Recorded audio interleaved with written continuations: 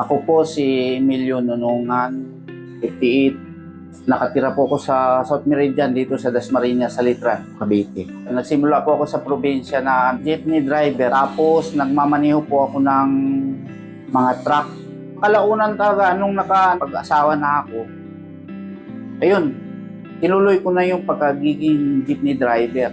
Tuloy-tuloy yung hanggang ngayon nagiging jeepney driver pa rin ako. Yung pagpapamasada dito, nagsimula ako dito sa Luzon, namasada ako dito ng 1995. Tuloy-tuloy na yan, yung dito. Ayun, nagkaroon ako ng anak na isa. Sa umaga, ihahatid ko yung aking apo.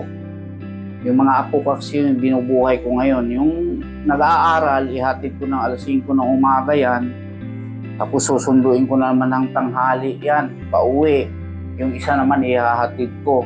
Ayan, pagka ganitong alas 4:30, umpisa na naman ako magbiyahe na naman ako ng jeep.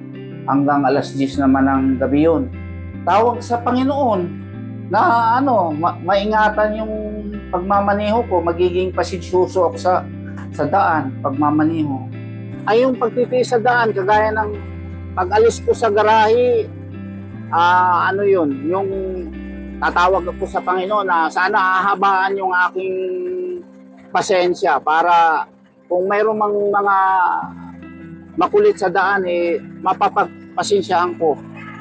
Kaya kailangan hahabaan mo talaga pasensya mo. Pag may huwag ka na lang umimik kasi pag hindi ka mapaaway ka sa kalsada eh. Sa umaga, hindi naman po ako nabiyahe sa umaga. Hapon lang talaga ako bumabiyahe.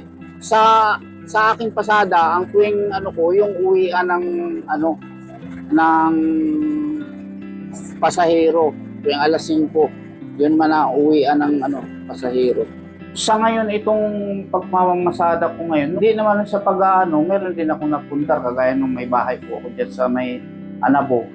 Gulong awa ng Diyos. Yun ang inaano ko sa kanila na, yung mga apo ko, yun ang binubuhay ko sa kanila. Mapakain ko sila araw-araw.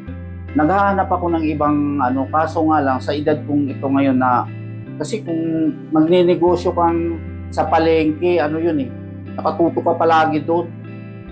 Yung aking mga apo, hindi ko naman ako lang halos ang kumikilos. Dahil yan sa una, siyempre, obligasyon ko yan, mga apo ko yun. Obligasyon ko yun. Kahit wala akong pinag-aralan, salamat sa Diyos kasi yun nga yung natutunan kong yung pagmamaneho ko. Kung hindi niya ako dinala dyan, wala akong ibang hanap buhay. Sa pagmamaneho, nagiging construction ako eh. Kasi galing naman ako sa hirap talaga nagsasaka ako. Unang-una, tawag sa Diyos.